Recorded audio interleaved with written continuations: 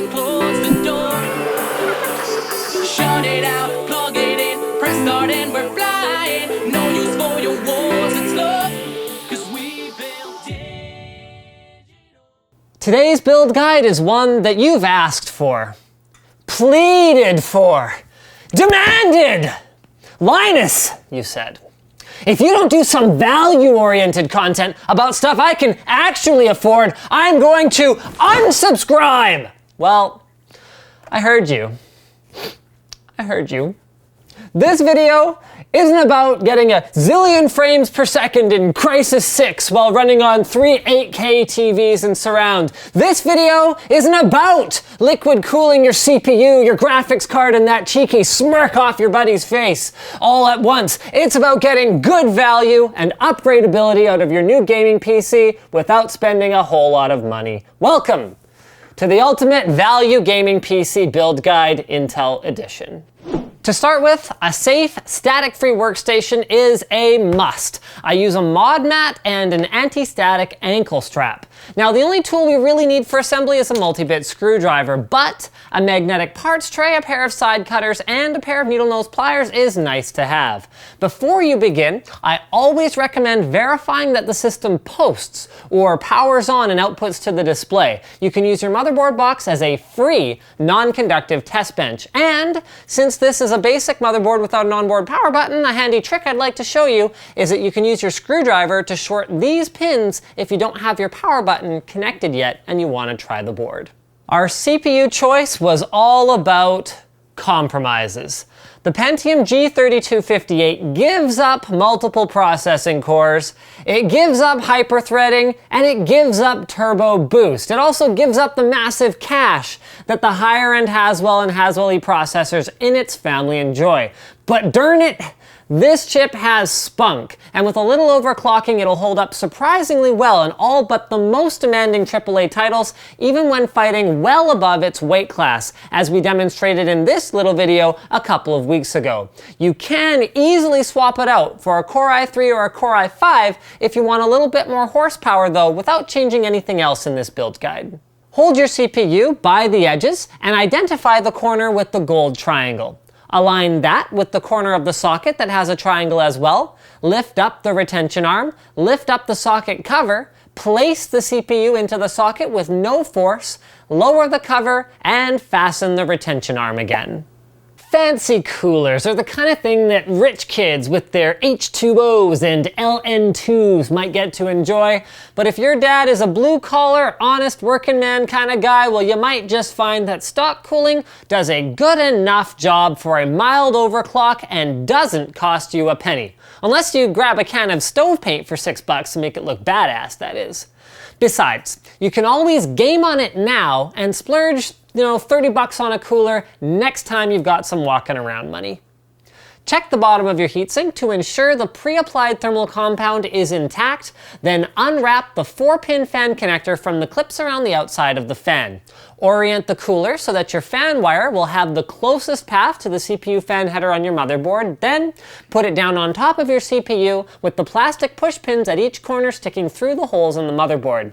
Push down on opposite corners until you hear a click, plug the fan connector into the board, then double check the nubbins at the back of the board to make sure that they look like this. Buying RAM is easy for a value gaming build. Don't get fussed about which kit we're using. Just go to your favorite store or shopping website, find the least expensive dual-channel DDR3 kit in the capacity of your choice from a reputable brand like Kingston, Corsair, G-Skill, or ADATA, and buy it. XMP support is a bonus, but the speed of the RAM doesn't matter too much. Pull back the tabs on the 2 gray RAM slots, then position each DIMM so the notch in the bottom lines up with the notch in the socket, and press firmly on both ends until the tabs at the ends snap back into place on their own. Sometimes I choose a component for these build guides because it's a super expensive piece of hardware that I just want to touch. Sometimes I do it because the features and performance call to me and it's a perfect match for the rest of my build. And sometimes I'm just morbidly curious. So today we'll be building in the Spec 01 because I just wanted to know if this $50 gaming case can deliver an experience that still lives up to the Corsair name. Pull the side panels off and stash the thumb screws somewhere safe along with the rest of the included hardware. The case's only included 120mm cooling fan is already installed in the front, which is a good place for it since that intake is filtered to keep the PC's guts both clean and cool. If we had beefier hardware, a rear or top exhaust fan though would be a good addition. Now the motherboard choice is always tough, and in a value build, it's even tougher. The board doesn't impact performance, so I could literally buy the cheapest thing that will accept my CPU and graphics card and RAM and call it a day. But it does affect features. So we went with a Z97C from Asus because it has official support for overclocking, although lower end boards, even business grade ones, are known to do it. And it's got a good balance of features, quality, and expandability to price. Press firmly on the four corners of the I/O shield until they snap into place. Then plug the 8-pin power supply connector in now to avoid a cable management nightmare later on. Place the board down on the integrated standoffs and install the screws that look like this into the 5 positions around the perimeter of the board. The middle one can be left blank. This is just a post to hold the board in place while you secure it. While you have easy access to the board, plug in the front power and reset switches, as well as the power and drive activity LEDs. Follow up with the block-style connectors for USB 2, front audio, and USB 3, then finally plug your front fan into the header on the motherboard here, so we can use software to control it later. To practical folks, there's only really a couple things to consider when shopping for a budget power supply: price and quality. Me? I can be a bit of a sucker for looks, so when I saw that the 430-watt CXM is on with a $20 rebate for only 40 bucks, I went for it. It's black, semi-modular, and 80+ bronze, making it a solid deal compared to the Seasonic gray unit that I normally use for budget builds. For another 15 bucks, the 600-watt version though would be good if you want a bit more growing room. But other than a quad-core or a slightly better graphics card, this system isn't really being built to be super upgradable, so the 430-watt is a great choice. Slide the power supply in grill side up for better cooling and attach it to the case using 4 of these screws. You already ran the 8-pin connector when we cheated a bit in the last step, so plug in the 24-pin connector, being cognizant of the space you'll need behind the motherboard tray for cable management when you try to close the rear panel. Plug in a modular SATA cable and run that over to the front bays, then plug in a PCI Express connector and run that to this cable management hole right here. An SSD is still a no-brainer to me, even on a value build. A hard drive doesn't cost much more than a night out at the movies with a friend who won't stop shoving popcorn and nachos into his or her face, so in my mind, it can be added later. But an SSD makes the whole system snappier and more responsive. We went with an Intel 530 series 120 gig drive, but frankly, a 300 or 700 series drive would also be fine. Grab whatever series and capacity gets you the most gigabytes for your dollar, and go with that. Pull one of the hard drive sleds out of the side of the case and use 4 of these screws to secure the SSD to it. Please note that if you're installing a hard drive at this stage, you'll want to use these screws instead. Slide the cage back in, plug in the SATA power connector that you left hanging before, then plug the right angle end of a SATA data cable into the drive and the straight end into your motherboard. Choosing the best graphics card for a value gaming rig can be done one of 2 ways. Method number 1, find a recent video card roundup, find the lowest price you can for each of the cards in it, then divide the frame rates the reviewer gets in the games you want to play by the price, and buy whichever one delivers the best FPS per dollar. Method number 2, buy everything else, cheaping out wherever possible, and then spend whatever is left of your budget on the best graphics card you can find. We ended up with a Radeon R7 260X because there was a good deal at Amazon when we went pricing this out. So your mileage may vary on that, but the general rule is that the low 100s to high $200 range is generally where you're going to find the FPS per dollar sweet spot. Installing expansion cards is the one area where Corsair let me down a little bit with this case, because it's otherwise very good for the price, with folded edges to keep my fingers safe being an awesome inclusion. Take out the 2 screws that hold in this random piece of metal at the back, then take out the 2 screws holding in these 2 PCI covers that correspond with our PCIe 16X slot. Align the card carefully with the slot, push it in firmly, put the 2 screws back in, put the random piece of metal back on, and then plug in that PCI Express power connector that was cable managed earlier.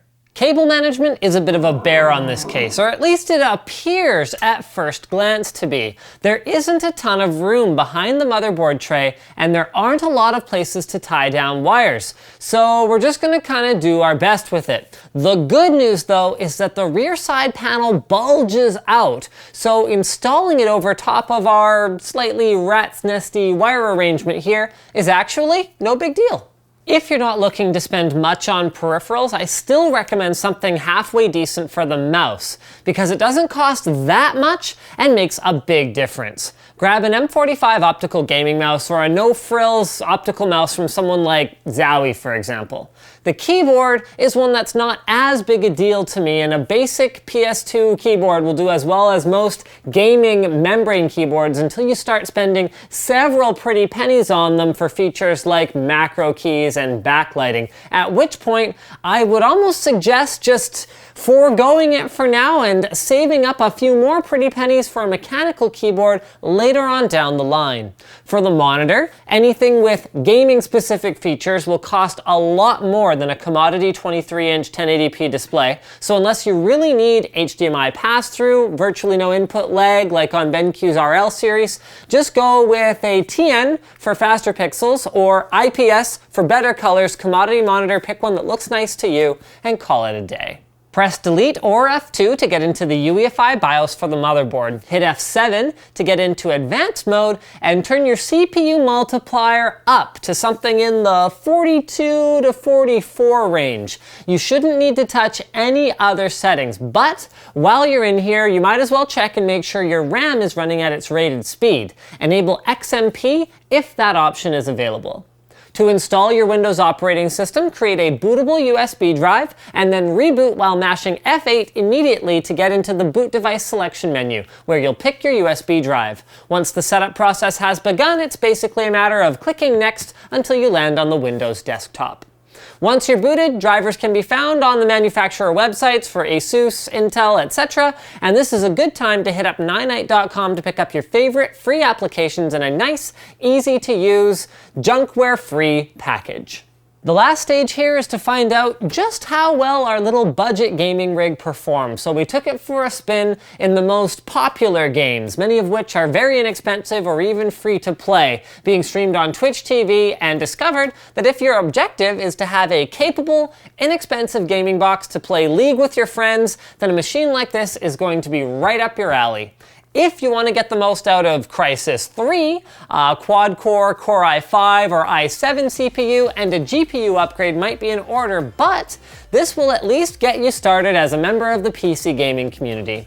Now sit back and enjoy some glam of our finished system, which I really wish I had painted the heat sinks on the motherboard gold on, while I thank everyone involved in making this video possible. Intel, our sponsor, Brandon, Luke, Taryn, and Edzel, the members of my team who helped make it, the musicians who provide their music to us free of charge and don't pursue copyright strikes against us, even though I forget to credit them half the time, and of course, you, the viewer, for sitting through this video and maybe even giving us a like or a dislike depending on how you felt about it. Thanks for watching, don't forget to subscribe, and I'll see you guys again next time.